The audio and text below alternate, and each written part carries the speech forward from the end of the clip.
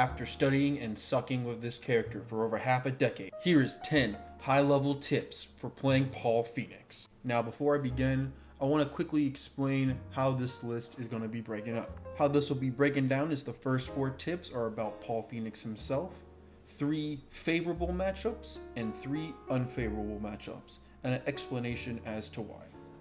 Death Fist and Demo Man versus Quarter Circle Back 2 and Quarter Circle Forward 3. A common mistake most people make when playing Paul is using Death Fist and Demo Man in the neutral. While they are very rewarding moves to land, they're very bad in the neutral and incredibly risky. You should replace Demo Man with Quarter Circle Forward 3 and Death Fist with Quarter Circle Back 2. While Quarter Circle Back 2 does not do nearly as much damage as Death Fist, but for one, it's safe on block at -8. The tracking on the move is slightly better, and if the opponent doesn't back roll properly, a follow-up option is completely guaranteed. Quarter Circle Forward 3 has a lot more range than Demo Man, and if it lands on counter hit, you can guarantee a Demo Man, ending up doing more damage than Demo Man alone. It's also worth mentioning that Quarter Circle Forward 3 is -14, being much more safe than Demo Man being launch punishable by the entire cast. But does that mean Death Fist and Demo Man shouldn't be used at all? Absolutely not true. For one, Death Fist is an amazing whiff punisher, and in some situations, it's even an optimal whiff punisher. And of course, who can forget how scary the move is at the wall? Demo Man is amazing at the wall. The reason it's much worse in the neutral is because your opponent can backdash out of the move clean hitting, and all parts of the Demo Man string are very unsafe, especially against some characters like Noctis or Yoshimitsu. This problem is nullified at the wall as the opponent cannot backdash away, not to mention that Demo Man is a primary tool in almost every single combo Paul does, so it is still an essential move to his list, but is one that is not used correctly. Now, some of you may not like Quarter Circle Back 2 because of that damage. Well, if you want to get extremely nerdy and execution heavy with Paul, allow me to introduce you to Quarter Circle 3+4 and its follow-ups.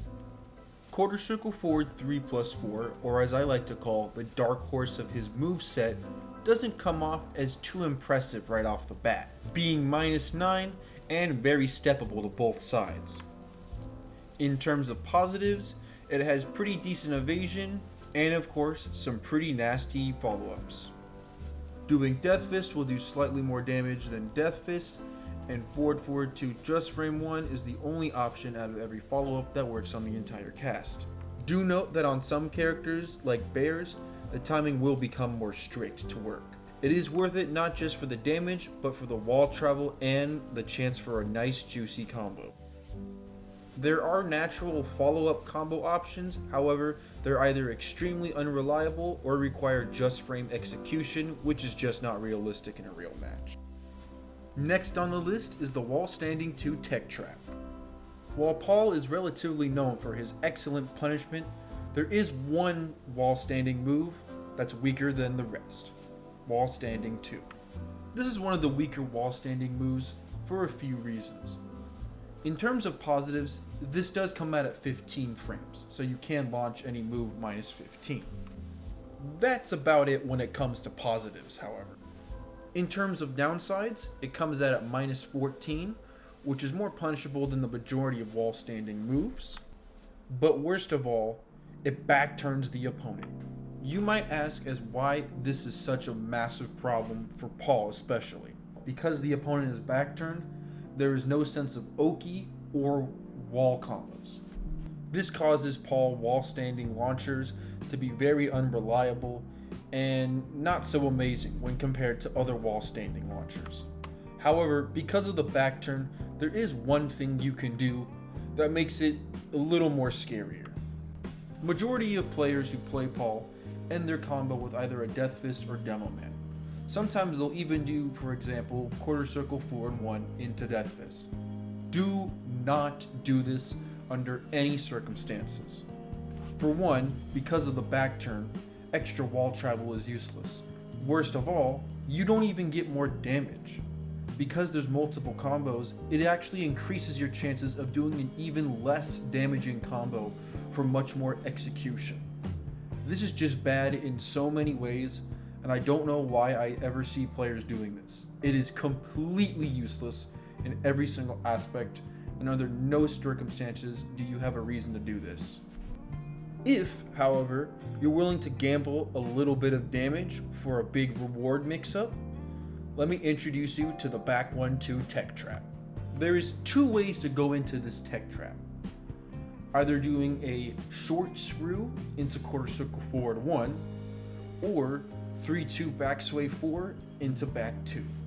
If you hold the 1, any option your opponent does besides back roll will get clipped, even if they just lay on the ground. If the opponent back rolls, however, you can do the faster option, which will hit them in the back, putting you in a really nice mix-up situation. Now, a good majority of the mix-ups here can be option selected through holding down back or down back dick jab, but you still want to be careful as a hop kick can clip you, or in many cases, Demo Man becomes much more difficult to block, and can almost not even be punished due to the wonky situation it puts your opponent in. But most people do not know about this, and usually a Demo Man is completely guaranteed on most people. You'll also gain about 15 to 20 points of more damage depending on which option you do, and also whether you can get an additional mix-up. Again, you can lose damage by doing this, however, if you know what you're doing and can read your opponent, you can get a lot more out of your wall standing too, and considering it's back turn, it's a much better situation that fits Paul the character versus just going for the basic easy mode combo that gives you little to no reward. The next thing I want to bring up is Paul's tackling game. While his tackle game is nowhere near as good as a character like Marduk's, it is way more effective and unique than you think. The first thing I want to bring up is Paul's ultimate tackle, an exclusive to Paul. One thing a lot of people don't know is that you get a really good Oki situation here, but also down back 3 is completely guaranteed. And another interesting fact about Paul when it comes to tackles is that he is one of 2 characters in the game, the other being Dragunov, that has a complete option select from all tackle mix-ups. If you manage to press 1-1-2 and spam 1+2 from the moment you've been grabbed to the moment you hit the ground, you can option select every single option. The timing of this is extremely tight, so you need to be fast, but with good timing and execution, you could probably do this pretty consistently, and that will save you a lot of damage and bullshit that you could end up being in. So it's definitely worth practicing if you want to give it a shot. Now, let's talk about Paul's favorable matchups. There's 3 I want to bring up. The first matchup I want to bring up is Geese Howard. This one I think is a little interesting because Geese is a really good character, however, he isn't favorable in every single matchup just because of his great damage. Geese is one of the few characters that does not have a single correct answer for dealing with Death Fist or Demo Man, meaning Paul can just throw these moves out and there's very little Geese can actually do. This is worse than you think, as it allows Paul to play Keep Out way better and be much more obnoxious than he normally is allowed to be. Also, for some reason, Paul's forward 4 is surprisingly effective at punishing Geese's Rafukin.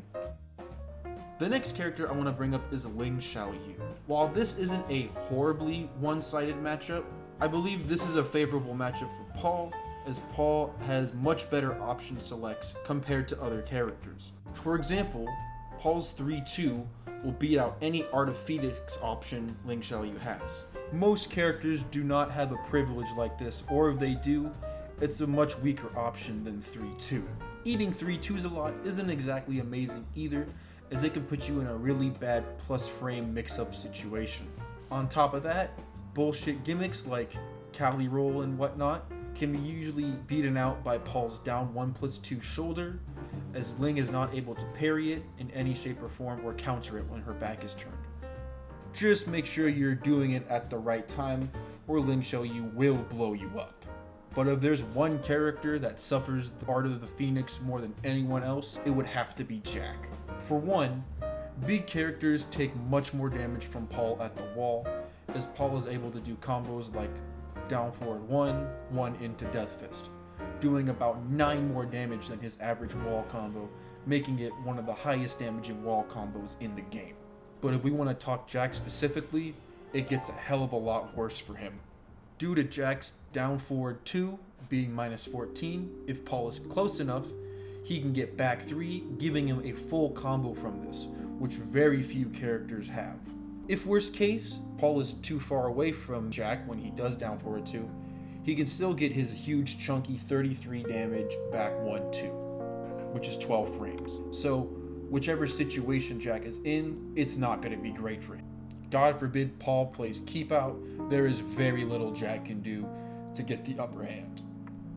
And just to add insult to injury, combo follow-ups from quarter circle 4-3+4 are the easiest on Jack than any other big character, or pretty much even any character in the game. Basically, signifying that Jack's worst matchup has to be Paul. If you don't want to take my word for it, then I highly recommend you watch pro tournaments of Anakin versus Ni, where you see Ni beat Anakin every time, and you'll notice he's using Paul every time. That isn't a coincidence. If you want to talk about bad matchups for Paul, then you have to talk about Lee.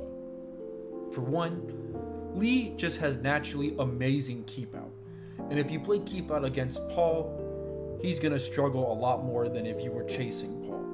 And since a character like Lee has such amazing keep out and counter hit tools, it makes it very difficult for Paul to get in. And since a lot of Paul's pokes and pressure are slow, chunky moves, Lee is able to counter a lot of them with fast magic 4s and back 4s, for example. On top of all that, Lee can significantly punish Paul much harder than a lot other characters are able. In short, Lee can be extremely disrespectful towards Paul if he wanted to, especially if the Paul player is mashing a lot, and consistently as well. The next character I want to bring up is Noctis. The reasons Noctis is really good against Paul are very similar to Li Chaolang. The real biggest difference, however, is that punishing a lot of Paul's bullshit is a lot easier with Noctis. However, if Paul does get up on Noctis, he is going to have a harder time than Lee. So the trade-off is easier keep out, but harder get out of jail free cards. However, none of these characters come even close to being Paul's worst matchup like Jin Kazama. Oh my, where do I even begin with this one? If you want to know Paul's worst enemy in Tekken 7, the answer would easily be Forward 4. For one, Forward 4 punishes Death Fist and Demo Man very easily and puts Paul in a Zen mix-up situation. Since Paul doesn't have a fast 12-frame move, his only real option is to Dick Jab, which is a much weaker option compared to what a lot of characters can get from dealing with Zen, even if he's minus. Since Paul doesn't have the best sidestep, Forward 4 becomes extremely difficult to punish, especially if he uses it at a far enough distance. But if you thought I would end it there, oh boy are you wrong. It really doesn't help Paul that his quarter circle 4-3 is minus 14, which is conveniently minus enough for Jin's wall standing 2 to launch punish him. And just to add massive insult to injury, if the Jin player is very sharp, they can react and launch punish moves that are supposed to be safe, like forward 1+2. This significantly weakens Paul's ability to poke and get in on Jin, as he can punish a lot of Paul's attacks very hard compared to other characters, and can do stuff that pretty much no other character can do as well as Jin.